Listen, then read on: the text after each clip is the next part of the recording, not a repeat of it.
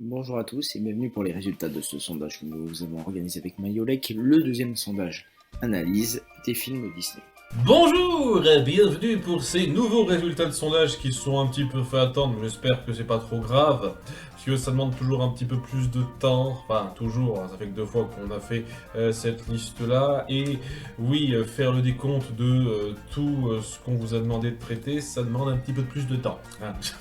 faut se rendre compte de ça, et évidemment, il y a les priorités, tout ça, je vous ai fait le topo à plusieurs reprises.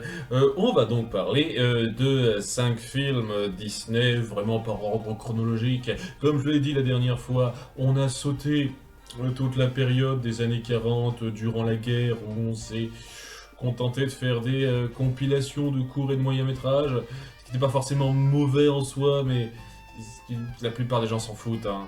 Déjà qu'il y a une légère perte en nombre de votes par rapport à cette liste, et j'ose même pas imaginer le nombre de gens qui n'en auraient rien eu à foutre si on avait traité les coquins de printemps, Saludos Amigos, tout ça,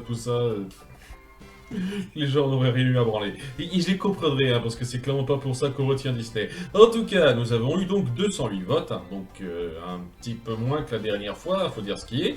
Mais on a quand même eu un nombre de votes suffisamment conséquent pour pouvoir se faire une petite idée. Je tiens à remercier Brian et Flakis pour leur vérification qui ont permis de faire quelques petites corrections et de rajouter 3 personnages et scènes qu'on aurait pu un peu zapper. Et ça a joué un petit rôle dans les résultats, donc c'est bien d'avoir un petit peu de complétion comme ça, on aurait dû le faire la première fois. C'est déjà cool. En tout cas, on va pas épiloguer et commencer tout de suite par le tout premier film de cette liste, Cendrillon, qui est numéro 1 en termes de top des personnages, hein, mais de loin. Sachant que c'était pas forcément évident, hein, ça aurait pu être Lady Tremaine qui l'emportait. J'ai revu le film pour les critiques avec Kael et je me suis rendu compte qu'en fait, avec le recul, c'était pas une méchante horrible dans le sens premier du terme, c'était pas un monstre dans le sens propre du terme, mais dans le sens figuré, c'en est un terrible. C'est des personnages les plus mesquins qui soient que Disney ait pu faire. Et ce qu'elle inflige à l'héroïne, c'est une véritable torture. Donc pour moi, elle mérite clairement d'être citée dans les méchantes les plus notoires. Cendrillon, j'ai dû la placer troisième ou quatrième. Elle est très intéressante, mais un petit peu trop lisse pour moi pour être réellement le meilleur personnage du film. Et le reste, et je vous cache pas que pour moi ça varie d'acceptable à un petit peu irritant.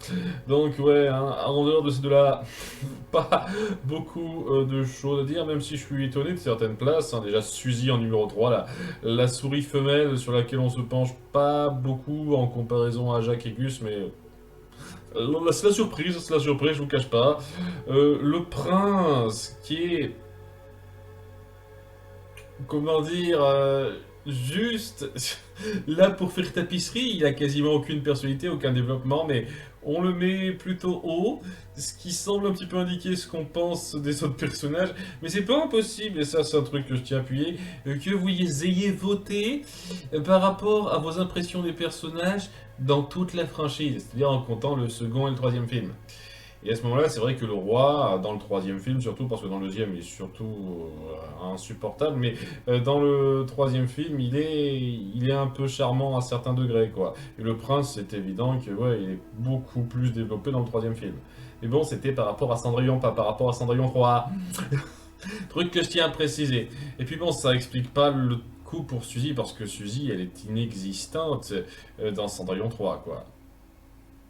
J'essaie de me souvenir, je crois pas qu'on la voit plus que ça, à part un tout petit peu dans l'intro, mais... Donc, ouais, il est un petit peu bizarre, hein, cet ordre de parution, quoi. Marine Fée, j'attendais à la voir en numéro 3 personnellement. Lucifer, Gus et Jacques un peu plus haut que ça aussi.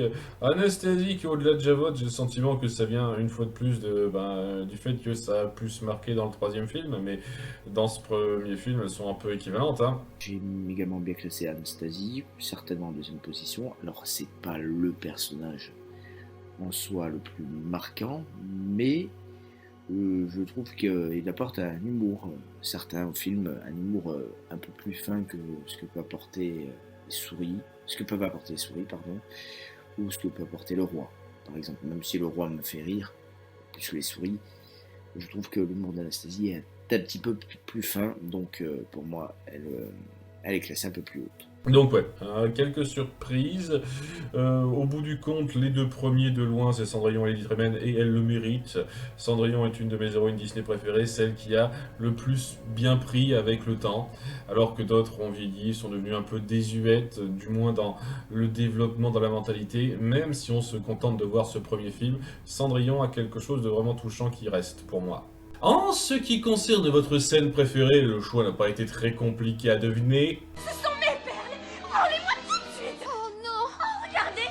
C'est ma ceinture. Elle m'a volé ma ceinture. Il y a plus de 50% d'entre vous qui ont choisi cette scène parfaitement compréhensible, un moment vraiment fort, beaucoup y voient, comme je l'ai dit avant, une sorte de métaphore du viol qui est peut-être un petit peu excessif, mais pas non plus totalement anodin, il y a une réflexion qui est intéressante derrière, et oui, il y a vraiment la force, l'horreur de la chose, de cette pauvre femme qui voit ses rêves brisés. Je me suis déjà étendu sur cette scène, elle est géniale.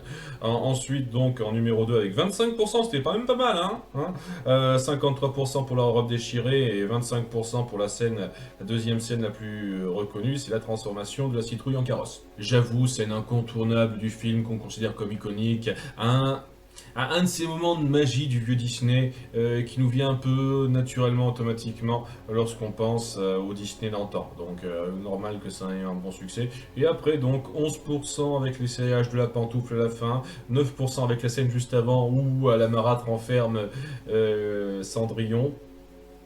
Et après, bon, ça c'est un petit peu plus éparpillé. Après, il n'y a pas des masses de trucs qui ont marqué, quoi, hein.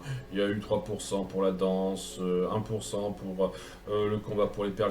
J'ai juste mis en avant une scène avec Lucifer et les souris, histoire de dire, parce que ça représente quand même un gros morceau du film, faut pas se leurrer. Mais ouais, c'est évident que ça n'allait pas avoir beaucoup de succès, ça. Donc, voilà, ça c'est le topo des scènes. En ce qui concerne donc les notes générales pour les différents traits. C'est pas étonnant ce qu'on a eu. L'animation a encore eu un petit plus par rapport aux notes précédentes. On n'est pas loin du 8 sur 10 et j'avoue que dans cette période-là, Disney a essayé de revenir un peu à la grande qualité de leur premier film où ils se sont dit non, on veut faire quelque chose de grand, quelque chose avec des efforts, qui a demandé énormément de boulot pour que ça ait l'air magnifique à regarder. Et oui, c'était un retour en force après la période de vache maigre des années 40, donc ça a vraiment bien marqué ça. Il y a une vraie recherche sur le visuel qui est à peu près au même niveau que celle de Pinocchio pour moi. Le scénario 7,21, c'est un petit peu un peu beaucoup. J'estime quand même que le scénario est un peu basique alors qu'on s'y penche, hein. La musique, je le situe à peu près autant. Par contre, les personnages aussi, en dehors de Cendrillon la marâtre que j'adore. Ouais. Et je trouve qu'on a un peu surnoté ce film personnellement. Pour la bande originale, là, j'ai mis un note de 7 sur 10 pour une chanson, Le rêve d'une vie c'est l'amour, qui est clairement une de mes chansons préférées des Disney de la vieille époque. Donc un bon 7 sur 10, même si le reste de la BO est pas franchement hyper marquant, mais il n'y a aucune chanson désagréable. Donc 7 sur 10, ça me paraît bien. Pour les personnages, j'ai mis une note de 6 sur 10. Donc il y a Lady Tremaine qui tire vers le haut. Le reste, ça alterne entre le correct et le moyennement. Ouais, le moyen, on va dire. Pour l'animation, j'ai mis la note de 4 sur 10 pour moi. Il y a une véritable baisse par rapport au film précédent. Et c'est un peu dommage. C'est pas mauvais en soi, mais ça sanctionne plus la baisse par rapport au long métrage précédent que une réelle faiblesse dans l'animation. Et pour le scénario, c'est un conte de fées classique, 6 sur 10. Ça suit bien son cours, c'est pas original, mais c'est globalement correct. Vient pour terminer cette partie le top des chansons qui n'est pas très étonnant là aussi. Tendre rêve, le rêve d'une vie, ça marque bien, ça aussi, bibidi babidi bou, c'est peut-être le truc où on n'était pas sûr à 100% si ça allait être numéro 1 en plus de Tendre rêve, mais ça a été ça. Donc je vous l'ai dit, le rêve d'une vie c'est l'amour, pour moi c'est cette chanson-là. La meilleure et la pire, c'est les harpies, elle est pas horrible, mais elle symbolise un peu trop le fait que les souris s'accaparent un peu trop le film à mon goût. Alice au pays des merveilles, qui aurait très bien pu avoir la plus longue liste de personnages. En toute sincérité, je trouve sincèrement qu'on a un tout petit peu triché pour les listes suivantes pour que ça aille jusqu'à 13, parce que enfin, on s'y penchera, mais le cas d'Alice au Pays des Merveilles est vraiment notable parce que c'est vraiment une succession de scénarios très dispersés les uns avec les autres qui essaient un petit peu de former un tout dans ce voyage d'Alice. Et donc, il y a énormément de personnages qu'elle rencontre sur le coup. Et j'en ai sauté quelques-uns parce que sinon, ça aurait été long, quoi. Il y a la chenille, il y a Bill, on n'a pas vu Bill. Ceux qui savent pas qui est Bill, c'est celui qui se charge d'aller dans la cheminée lorsque Alice devient géante. J'en zappe d'autres, quoi. C'est incroyable le nombre effarant de personnages qu'il y a. Il y a aussi les cartes à jouer à la fin avec la reine, quoi. Avant de rencontrer la reine, il y a énormément de personnages, un tout petit peu marquants dans leurs petites apparitions. J'ai même pas mis les huîtres. Voilà quoi, si j'avais vraiment pointé tous les personnages, on aurait, je pense, facilement une vingtaine. Donc on a un peu restreint ça à ça, et je suis un peu déçu d'une place. Non, parce que bon, Alice en numéro 1, Chafouin en numéro 2 et Reine de Cœur en numéro 3, totalement d'accord. Hein. Alice devrait même avoir encore plus d'avance que ça pour la force du personnage, personnellement, mais je suis totalement d'accord avec le top 3. En numéro 4, la sœur d'Alice, vraiment. Celle qui apparaît, quoi, 1 minute 30 en tout dans le film, qui est du genre, ah, attention Alice, fais attention et écoute-moi bien. C'est cette petite figure d'autorité sympatoche qui va pas plus loin que ça, je comprends pas l'intérêt. Je comprends pas pourquoi vous avez mis ça en numéro 4, sincèrement. Et puis après coup, ben, c'était selon l'ordre de préférence. C'est des personnages très loufoques à leur degré qui apparaissent. Et bon, il y en a certains que j'aurais mis un peu plus au-dessus d'autres, etc. Évidemment.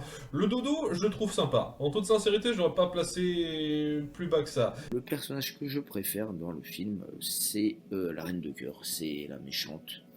Là encore, bon, c'est pas le personnage qui fait avec le plus de finesse, mais son côté grotesque est plutôt marrant.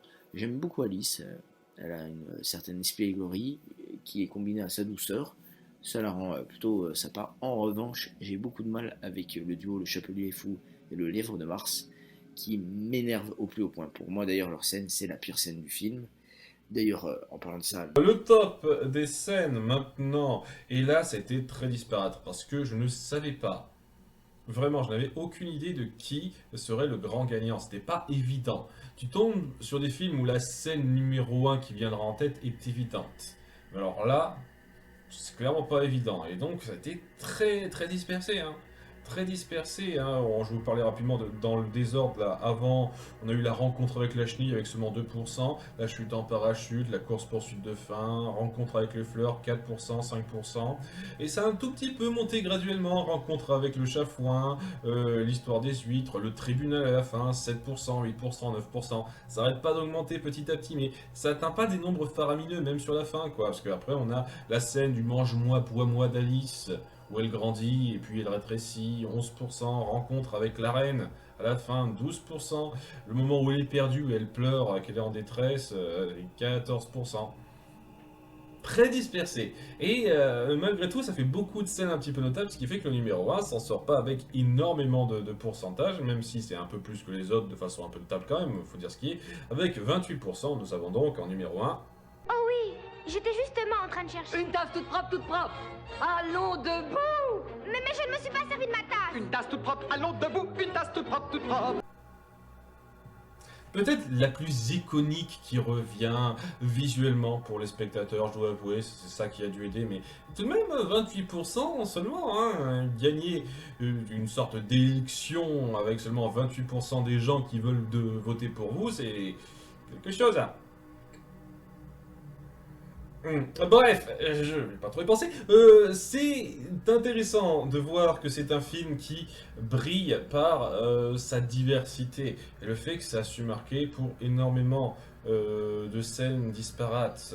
J'aurais pu en citer encore plus, tellement il y a de choses à dire, à pointer en tant que petites aventures du moment, quoi. Ce format marche pas souvent chez moi et bizarrement il marche comme d'habitude. Je répète ce que j'ai dit une cinquantaine de fois et c'est pour ça que ça a su me marquer à ce point. ce film. Ma scène préférée. Alors, c'est un choix un petit peu original, mais c'est la scène avec les huîtres. Moi, ça me fait marrer. Je comprends que ça puisse sortir du film, mais moi, cette scène me fait vraiment marrer.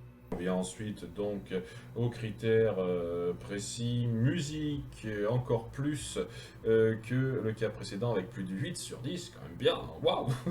Pas tout le monde qui a ce cas-là. Et puis après, les personnages bien vus, le scénario et l'animation. Alors l'animation, je suis content, je suis d'accord avec vous sur ces hautes notes. Pour le scénario, faut pas exagérer quand même. Le scénario, c'est un prétexte. C'est un prétexte pour mettre différentes aventures et amener la morale autour d'Alice qui est sympathique mais qui n'est pas non plus mirobolante. Et ouais, il y a des scénarios beaucoup mieux cousus que ça, qui méritent plus d'éloges que ça. C'est un peu le problème que j'aurais peut-être à pointer, c'est que les notes globales vont être grandement influencées par l'appréciation globale. J'ai apprécié un truc, donc forcément tel critère est forcément bien. Alors que c'est pas forcément le cas. J'ai adoré la musique, les personnages et l'animation, c'est clair. Le scénario, je peux pas aller dire « Oh, c'est extraordinaire ». Bah pour moi. Je sais pas, je sais que c'est un peu craché sur les Lewis Carroll parce que ouais, c'est une grande œuvre d'un mathématicien en plus, hein, je devrais être solidaire, mais je sais pas, je trouve pas qu'en termes de récit pur, c'est ce que ça réussit le plus, c'est en termes d'ambiance, en termes de personnages, de ton, pas en termes de scénario que ça marche pour moi. Et c'est histoire de dire, et je suis quand même content des notes qui ont été données. Il y a un air un peu comédie musicale dans Alice au Pays des Merveilles. C'est assez original, mais il manque pour moi d'une musique qui marque durablement les esprits, donc c'est pour ça que je vais me cantonner à 5 sur 10. Pour les personnages, il y a des bons personnages, mais il y a des personnages qui m'énervent au plus haut point, donc je peux pas mettre au-dessus de 5 à cause de ça. Pour l'animation, la qualité en elle-même de l'animation est pas franchement meilleure que Cendrillon, mais il faut reconnaître la créativité, hein, clairement le point fort de ce film. Donc rien que pour ça, même si je trouve les dessins parfois un peu moyens, je vais monter jusqu'à 7 sur 10 pour récompenser cette créativité. Et en ce qui concerne le scénario, c'est un peu loufoque, beaucoup loufoque, oui. Peut-être même un petit peu trop, parfois on s'y perd, mais globalement, bon, c'est une histoire assez originale, même si, évidemment, c'est pas Disney qui l'a inventé, hein, c'est Lewis Carroll. Pour l'originalité, je vais mettre un 7 sur 10. Pour les chansons, c'est comme les personnages, c'est très généreux et diversifié, et donc c'était clairement pas sûr, pas clair de qui allait l'emporter. En numéro 1, donc c'est Peignon, c'est Rouge en rouge, comme vous le voyez, c'est un air qui se retient bien, c'est une bonne introduction du personnage de la reine, comment on la craint, et après quand elle apparaît enfin, et comment elle montre qu'elle est un tyran diabolique à sa façon, c'est très fort avec un air qui se retient bien. Personnellement, je préfère Matin de mes fleuris pour ceux qui ont suivi le top 20 de mes chansons Disney préférées, mais je vous prends cette place. Pays du Merveilleux est une excellente chanson d'intro. Et après, des tonnes de chansons un peu rapides. Des tonnes de chansons très rapides. Autant ces 3 chansons qu'on met en avant, elles durent un certain temps, autant les autres sont assez rapides, mais laissent un bon impact. Un joyeux anniversaire, je m'attendais à ce qu'ils soient encore mieux placés, je ne vous cache pas. Et oui, comme vous voyez, beaucoup d'air.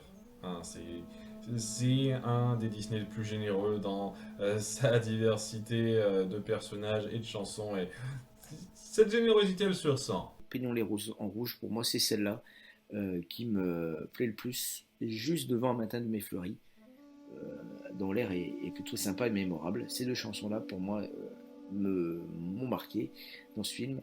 Une autre chanson m'a marqué en mal, c'est Un joyeux anniversaire. J'y reviens, mais cette scène, vraiment, cette scène du lapin et du chapelier m'horripile vraiment. Vient ensuite Peter Pan, qui a 13 personnages notables là-dedans, et encore il y en a certains, on aurait pu les regrouper un peu, genre Michel par exemple. Enfin, on les distingue suffisamment pour les compter à part. C'est comme Monsieur et Madame Darling, suffisamment à part pour qu'on les compte. Et ouais, en dehors de Capitaine Crochet de Wendy, pour moi, aucun personnage n'est vraiment marquant. Il y en a même certains que je trouve un petit peu lourds. Et oui, ça prend en compte Peter Pan. Mais je comprends qu'il soit bien placé malgré tout pour vous, hein. Capitaine Crochet numéro 1, c'est évident. Un méchant très réussi dans son caractère et le fait de savoir jongler entre le ridicule et la menace sans que ce soit la plupart du temps trop grossier. De temps en temps ça l'est un petit peu, mais c'est quand même plutôt bien réussi, hein. C'est ce qui fait que ce film a vraiment été retenu, je pense. La caractérisation du Capitaine Crochet. Peter Pan en soi, pour moi, c'est juste le gamin qui veut se la montrer, regardez-moi. Et j'ai jamais été derrière ce genre de personnage. Et c'est à nouveau ça. Je pense que mon problème principal avec la franchise Peter Pan, avec l'histoire de base de Peter Pan, c'est que je n'arrive pas à accepter ce genre de personnage avec ce genre de mentalité comme héros, tout simplement. Surtout dans une histoire qui veut vraiment le dépeindre comme le héros. Donc, c'est un peu le truc. C'est un peu le truc. Et la raison pour laquelle ça passe beaucoup mieux dans Once Upon a Time, parce que justement on en fait un méchant. Mais c'est un des notre détails, j'en ai déjà parlé dans un live il y a quelques temps. Donc ouais, le reste, j'ai rien de spécial à dire. Les enfants perdus numéro 4, je me demande si vous avez pas un peu fait ça juste pour m'énerver. Jardia, on sait qu'ils les aiment pas, donc on va les placer haut, parce que je trouve ça un petit peu gros. J'entends pas des masses de gens dire, ah ouais, les enfants perdus, c'est trop génial comme personnage, mais... Ok, ok. Et la tigresse bien placée devant Madame Darling. Nana très mal placée, alors que bon, elle est super cool ce chien. Jean et Michel, donc dernier, avec je sais jamais lequel est le plus petit. J'ose espérer que Jean c'est le petit gamin chiant. Et le tout petit là qui n'a absolument rien d'intéressant à dire, alors que Jean a au moins un début de alors que Michel a au moins un début de personnalité qui vaut la peine. Mais bon, quoi, une diversité de personnages qui m'a vraiment pas autant marqué que dans Alice au Pays des Merveilles, c'est clair et net. Alors, le personnage que j'ai préféré de Peter Pan, je ne veux pas être original, encore une fois, je vais vous citer le méchant, mais c'est le Capitaine Crochet, qui est un peu comme la Reine de Cœur, en mieux, je trouve, dans le côté grotesque. C'est sympa. Je citerai très vite aussi Monsieur et Madame Darling dans les meilleurs personnages, et Wendy. Monsieur Darling me fait énormément rire. En vrai, c'est vrai que je l'ai mis deuxième derrière Capitaine Crochet, mais pour moi, il se ressemble beaucoup dans le type de personnage qu'ils sont. D'ailleurs, ils se ressemblent un peu physiquement aussi. Et, euh, et Wendy, j'aime bien la douceur qu'elle apporte, un peu comme sa mère, qui est moins mise en avant, bien évidemment. Mais Wendy, c'est le personnage féminin peut-être un petit peu potiche dans ce qu'on a l'habitude de voir dans les années 50, mais je trouve que dans ce film, ça passe bien. Peut-être aussi que ça passe bien parce que la majorité des autres personnages est totalement antipathique. Pour les scènes, c'était un peu comme Alice au Pays des Merveilles, c'était partagé. Hein, il y avait moins de diversité, mais c'était un peu partagé et c'était clairement pas sûr de quelle scène allait marquer. Et je pense que c'est un peu pour les raisons inverses d'Alice au Pays des Merveilles. Là où Alice au Pays des Merveilles a beaucoup de moments qui vous impactent et tu sais pas où choisir, moi, je vais vous le dire clairement, Peter Pan, il n'y a pas des masses de scènes qui m'impactent, il n'y en a aucune qui m'impacte grandement et je vais choisir entre celles qui me marque quand même un tout petit peu, quoi. C'est un peu ça. Je suis désolé, c'est comme ça que je le vois. Et donc, ouais, c'est un peu partagé, hein. Je parle rapidement des grands derniers. On a la rencontre avec les sirènes. La scène des Indiens, qui a quand même eu 7%. Hein. La rencontre avec les sirènes, c'était 1%, mais la scène des Indiens, 7% quand même. Hein. Waouh! Il y a 7% de autres, je mets la catégorie autres parce que je peux pas penser à toutes les scènes existantes, quoi. Il y a eu 7% de autres. N'hésitez pas à dire quelles scènes vous ont marqué en particulier dans Peter Pan, parce que c'est le plus gros pourcentage de autres qu'on a eu jusqu'à présent. Il y a le combat dans la cave avec Peter Pan et Crochet, leur premier combat réel, la rencontre avec Peter Pan à Londres, le retour à la chambre à Londres. Alors, dans l'ordre, la rencontre avec Peter Pan 13%, le retour dans la chambre 17%. Oui, c'était déjà pas loin, quoi. Et ensuite, en numéro 2, pas très très loin derrière le numéro 1, le moment où Wendy parle des mamans et fait son chant. C'est une scène qui arrive à être suffisamment jolie dans l'idée. Mais ça n'est pas quand même numéro 1, ça a été battu par la scène numéro 1 avec 30%.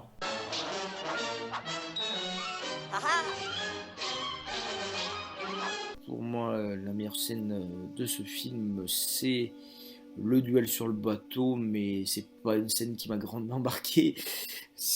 tout le film, je le trouve vraiment pas mémorable. Donc je vais mettre en avant cette scène, mais c'est vraiment pour en mettre une, quoi. L'action est bonne dans ce film, hein, je ne le nie pas. Est-ce qu'elle est ultra impactante dans l'absolu? J'irai pas jusque là non plus. Donc, j'aime bien cette scène, j'aime bien cette scène. C'est un bon duel, c'est un bon duel.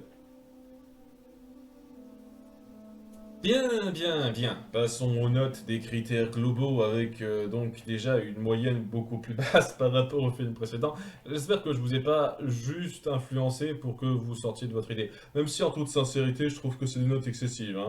Parce que, ouais, oui, la musique, ok, le scénario déjà...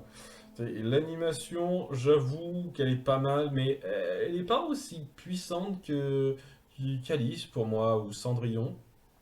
Mais c'est pas tout à fait aussi fort, ça marche, mais c'est pas aussi fort pour moi. Et dans un sens, ça correspond à ça, vous avez un peu moins bien noté. Et enfin, les personnages, 5,89. Honnêtement, j'aurais mis même un petit peu moins personnellement, mais on voit que vous avez été un petit peu moins marqué par ça. Et... je comprends, je comprends. Personnellement, j'aurais encore un petit peu moins bien noté certains points, mais au moins ça fait plaisir de voir qu'il y a certains films qui sont un peu moins considérés que d'autres et qu'on se contente pas de dire ah c'est génial tout le temps. Même si je sens qu'il doit y avoir des gens qui disent, qui partent automatiquement vers les 10 ou les 0 et plus souvent vers les 10. Mais je me suis déjà étendu sur ce sujet, je vais pas en faire des caisses non plus. Les personnages de Peter Pan, donc heureusement qu'il y a Capitaine Crochet, Wendy et ses parents.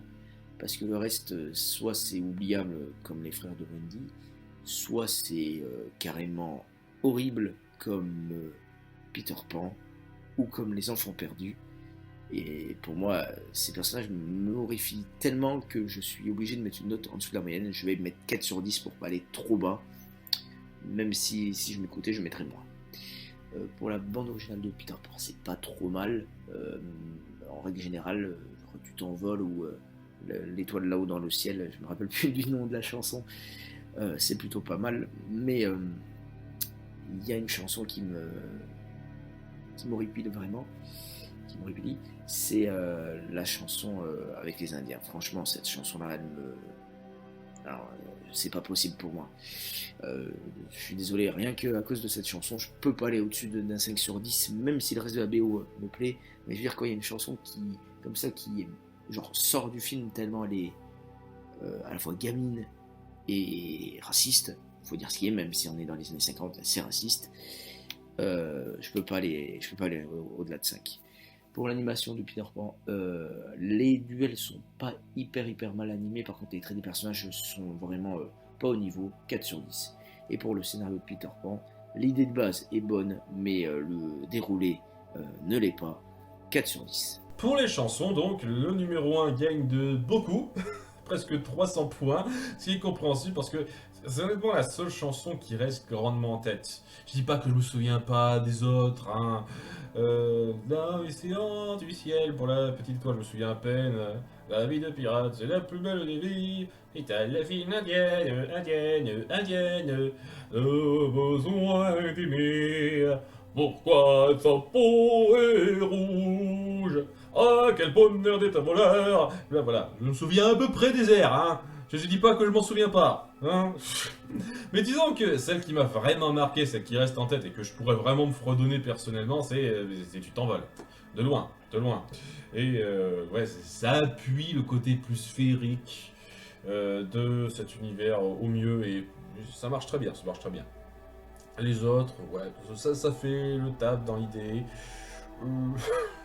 Pourquoi sa peau est rouge est toujours un petit peu délicat dans le propos, parce que c'est très con et un peu insensible dans l'idée. C'est pas juste de la caricature légère comme ça, c'est de la grosse connerie en fait. Bon, c'est juste de la grosse connerie ce truc. Et ouais, donc il y a toujours ce problème là, mais il y a pire, il existe pire que ça. Bref, voilà qui termine ce troisième film. On passe au quatrième avec La Belle et le Clochard, qui a donc 13 personnages notés, mais on aurait dû en mettre moins. Sérieusement, j'aurais dû le dire à Hugo. Joe et Tony, tu les mets à part. Darling et Jim Cherry, tu les mets à part. C'est quoi ce délire? C'est un duo qui se définit comme tel, c'est tout. Hein.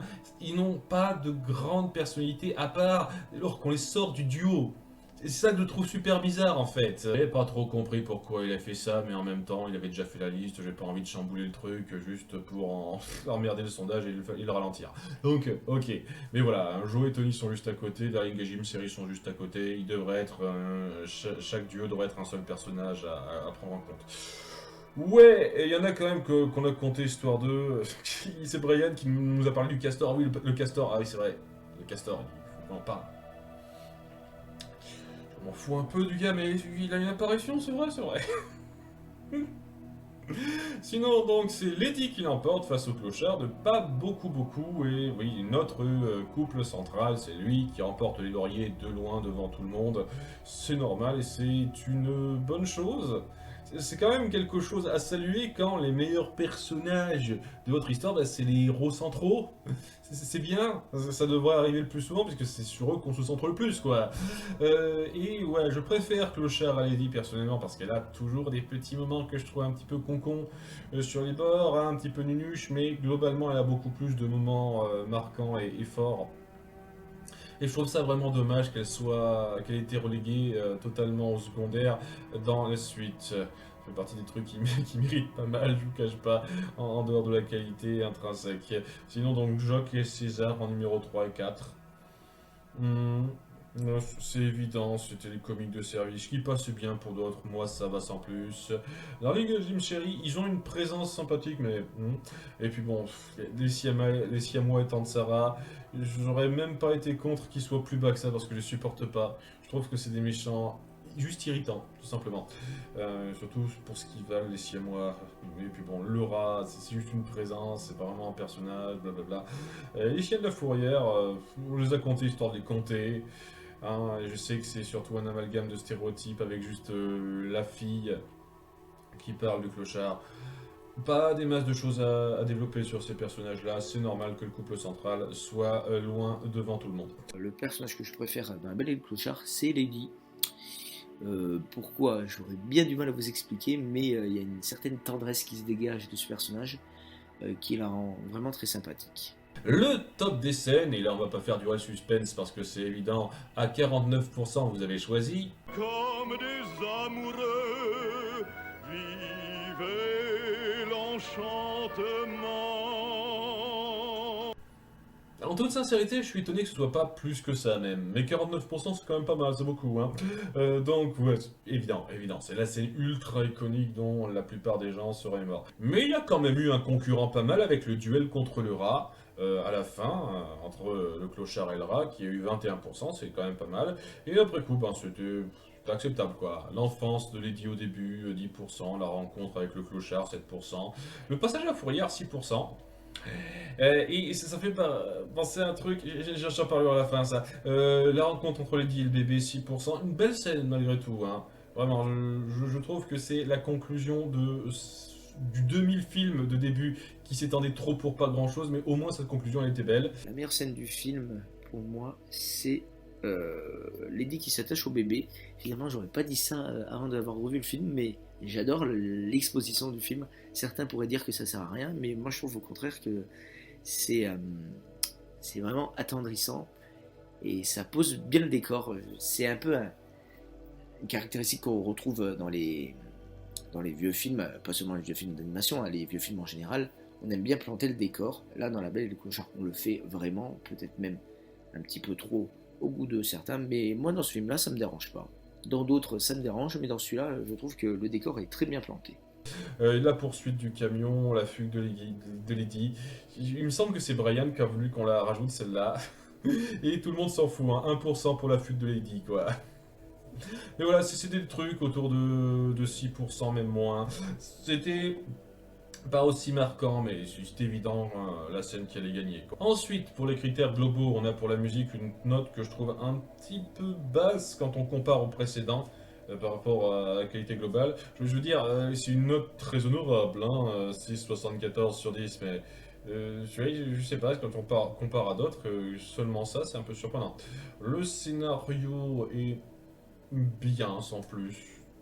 Honnêtement, on a fait mieux, on a fait pire. Il y a quelques bonnes idées, quelques passages subtils que certains ont pointés, mais c'est pas le meilleur qui soit. Quand on s'y penche, c'est vraiment de la comédie romantique, quoi.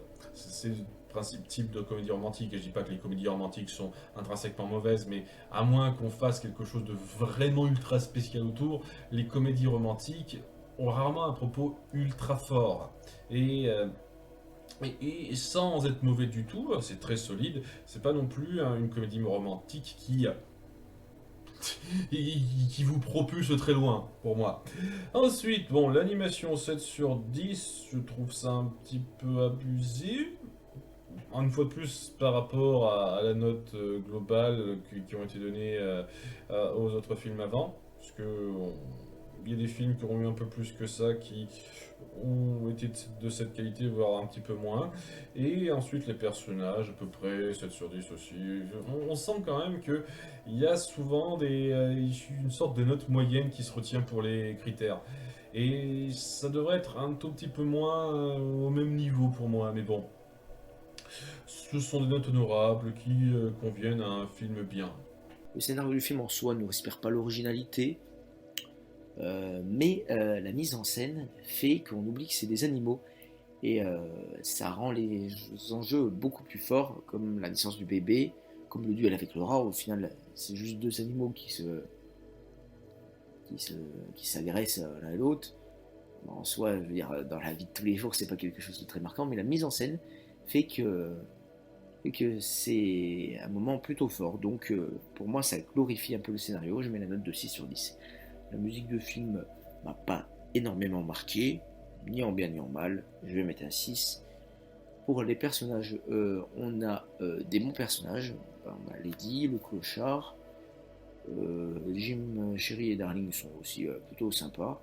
Et j'ai aucun personnage qui m'a déplu, donc pareil, je vais rester sur un 6 sur 10. Pour l'animation, là je suis obligé de descendre à 5. Ce qui me déçoit un peu dans le côté animation du film, c'est les déplacements des animaux qui sont vraiment pas naturels. On a l'impression qu'ils glissent un peu sur l'écran, notamment le clochard. C'est surtout chez lui que c'est le plus notable. Et du coup, à cause de ça, ça gâche un peu l'expérience du film, même s'il y a un cachet stylistique qui est plutôt sympa. Le fait que les animaux glissent, pour moi, ça gâche un peu tout. Alors, pour le top des chansons, nous avons Belle Nuit en numéro 1, quelle surprise. Lié à la scène iconique que tout le monde a retenue, évidemment cette chanson est retenue. Rien de spécial à dire là-dessus, je me suis déjà penché un peu sur cette chanson lorsqu'on en a parlé. Et après, c'est un taux de sincérité un petit peu dommage sur certains points. La Lalou, qui est une très belle berceuse qui appuie ce moment calme où Lady s'attache au bébé. Alors que les autres, paix sur la terre et qu'est-ce qu'un bébé, je me souviens à peine des airs en fait. J'ai pas souvenir une seconde que ce soit mauvais, mais je me souviens à peine des airs. Et les si, moi je me suis déjà étendu, je ne supporte pas cette chanson, je ne supporte pas les personnages qui vont avec. Ma chanson préférée du film, j'ai hésité et j'ai choisi La Lalou plutôt que Les Siamois. Je sais que Mayo n'aime pas Les Siamois, moi j'aime beaucoup, mais La Lalou c'est une chanson très très douce qui correspond bien, je trouve, qui reflète bien l'aspect un peu cocooning du début du film. On rentre dans une famille et tout. Et puis cette chanson, cette berceuse pour le bébé, pour moi, elle me fait vraiment rentrer dans l'univers de ce début de film. Et en numéro 6, tout dernier, Il se traîne. La chanson qu'il y a à la fourrière. Ce qui me fait revenir un petit peu sur...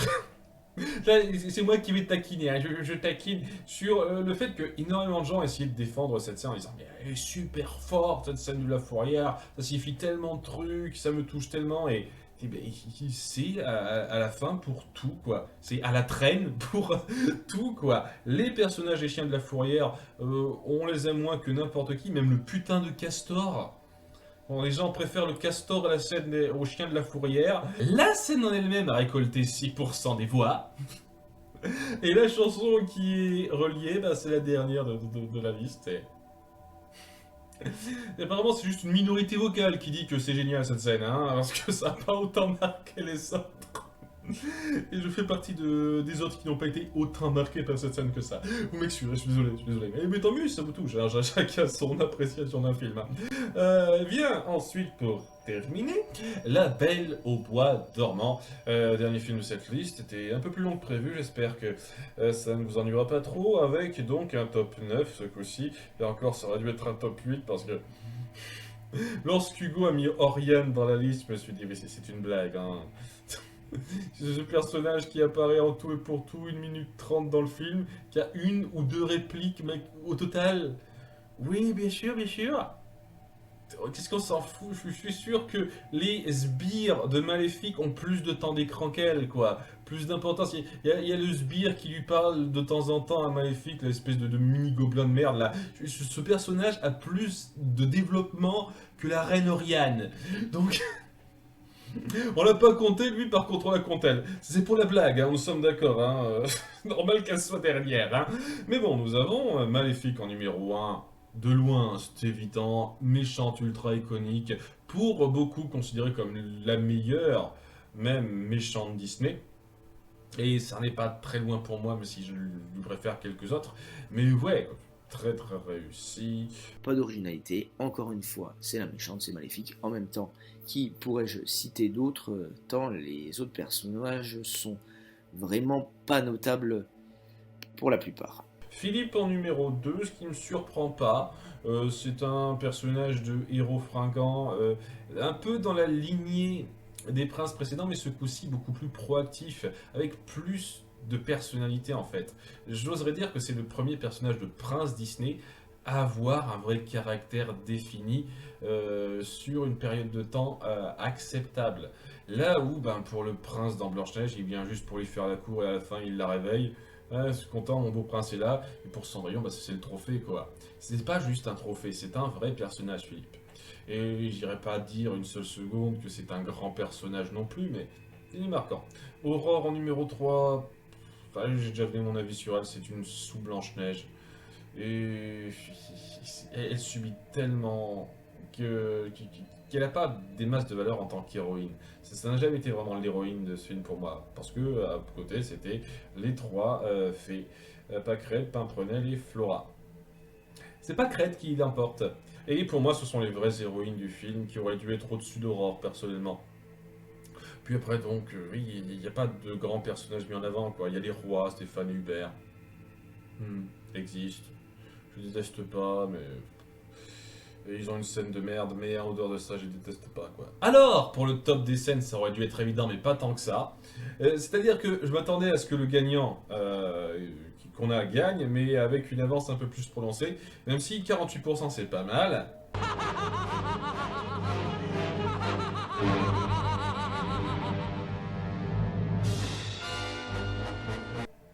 C'est la scène de combat iconique des Disney anciens. Et j'ai même envie de dire la scène de combat Disney iconique tout court, qu'on pointerait. Et il y a tellement de force dans l'échelle, dans la tension, dans le suspense.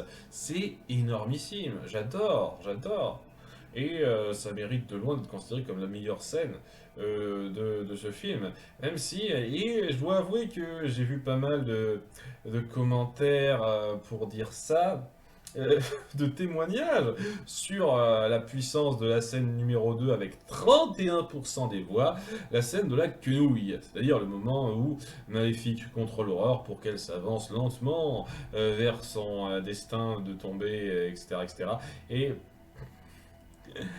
je dis pas une seule seconde que c'est mauvais, on met en place un suspense, une tension qui est forte, je dis pas le contraire. Mais j'ai jamais trouvé ça si horrifiant que ça. Je veux dire, tu sais qu'elle va vers son destin, qu'elle va vers ce qu'il attend, mais si t'enlèves la musique de tension qui va avec, au bout du compte, tu le vois venir en fait. C'est ça le truc, et tout le monde dit « Ah, ouais, je vois venir, c'est ça le truc, le fait que ce soit inexorable, oui, je comprends le principe, mais tu vois lentement cette fille être touchée, tu mets en avant le fait qu'on la laisse seule, juste avant, les 3 fées l'amènent au château le jour de son anniversaire alors qu'elle aurait dû attendre un jour de plus, et elle la laisse seule comme des débiles. Donc déjà, c'est pas mérité une seule putain de seconde ce moment où elle se retrouve seule, Aurore.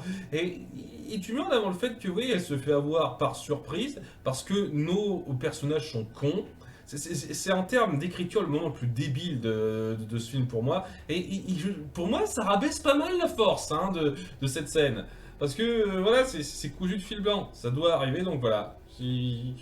On fait en sorte que nos personnages soient débiles et que ça se produise dans ce décor-là. Parce que ça aurait pu se produire ailleurs, hein, ça aurait pu se produire chez les fées, mais non.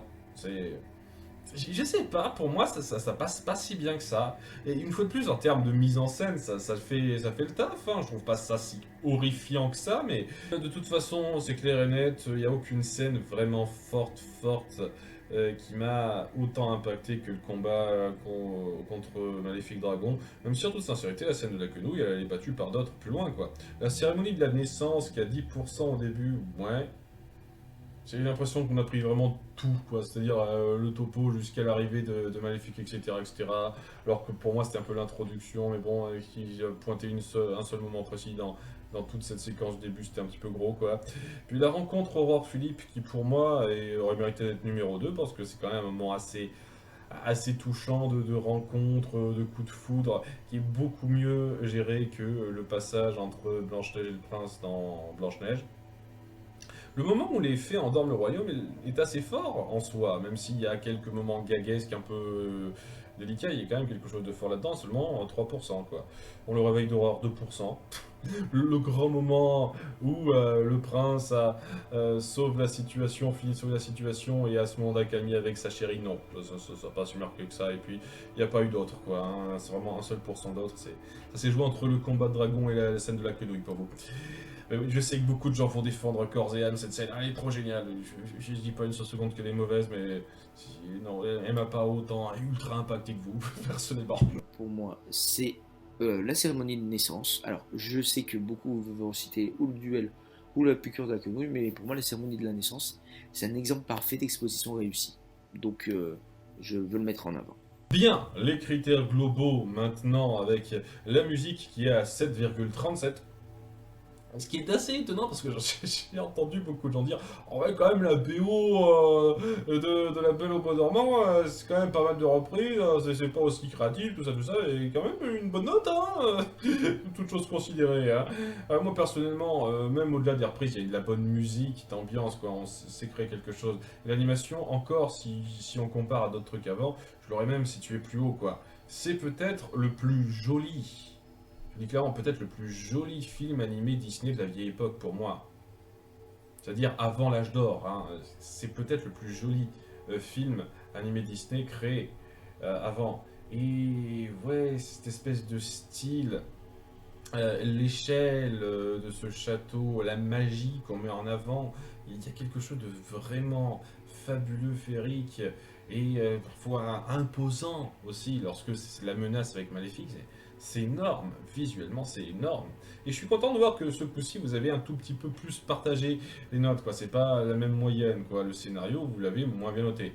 Alors que quand même, si vous avez été plus généreux avec d'autres histoires qui avaient pas plus de scénarios travaillés que ça pour moi, mais bon, il n'y avait pas un scénario plus travaillé que celui-là pour moi, mais bon, cela dit, c'est pas non plus une mauvaise note, hein, 6,24, hein, et les personnages, ben... Ouais, c'est quand même comme Maléfique, les trois fées, Philippe, c'est quand même pas rien, c'est des personnages plutôt réussis, hein, ça vaut quelque chose, hein. Aurore, c'est un petit peu au revoir, et les deux rois aussi, mais... Le truc à voir aussi avec ça, et c'est peut-être quelque chose qu'on pourrait déplorer, c'est qu'il n'y a pas vraiment de grands peuples qu'on voit, de grandes variétés de personnages. Au-delà de quelques scènes précises, bah, on suit les 8 personnages que je voulais citer, quoi. Même Auriel, on s'en fout un petit peu, quoi. Auriel, on s'en fout un peu. Il n'y a pas des masses de grandes variétés chez les personnages, donc peut-être que ça a joué dans votre appréciation. Mais globalement, oui, des notes un peu plus disparates, ce qui fait plaisir, quoi. C'est pas juste la même moyenne à quelques dixièmes de points près. Ça fait plaisir de voir ça. Pour la BO du film, on nous ressasse un peu trop Mon amour, je t'ai vu au milieu d'un rêve, qui est une chanson très sympa. J'aime beaucoup aussi la chanson d'Atro, Gloire à la princesse Aurore. Donc je vais mettre un 6 sur 10, pas plus, parce que pour moi on remet trop cette chanson-là, Mon amour, tendre rêve, voilà. L'animation du film est très belle dans les décors, beaucoup moins dans les personnages. Mais les décors sont vraiment majestueux, donc je vais mettre un 7 sur 10. Dommage, je pourrais aller monter jusqu'à 9, voire même 10, parce que dans les décors, pour moi, c'est peut-être ce que Disney a fait de mieux. Mais il y a l'animation des personnages qui est vraiment pas ouf, quoi. Les personnages du film, à part Maléfique, le reste c'est quand même plutôt plat. Philippe, ouais. Bon, Aurore, c'est une potiche. Les fées sont sympas sans plus. Allez, je vais aller à 6 sur 10, mais je peux pas aller au-dessus. Et les scénarios du film, un peu comme Cendrillon, c'est un conte de fées un peu plus épique, mais on suit les déroulés du genre, donc j'aurais bien du mal à mettre une note très haute pour le scénario de ce film.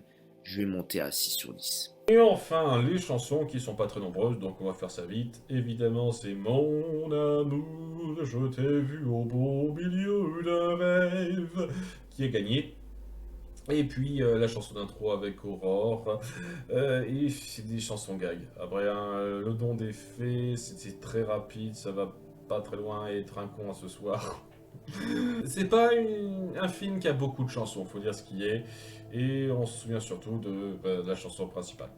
Ce qui fait que je suis un peu étonné qu'une fois de plus que la musique ait été si bien notée en comparaison à d'autres.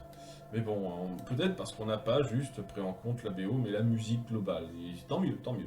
Voilà, je vous remercie d'avoir suivi cette vidéo, ce sondage. Je vous remercie d'avoir voté pour ce sondage. Merci à Hugo d'avoir fait tout ce travail. Merci à Brian et Flakis d'avoir aidé à peaufiner la liste une fois de plus. Merci à tous ceux qui ont participé. Et je vous donne rendez-vous dans un certain temps pour le prochain sondage. Bye!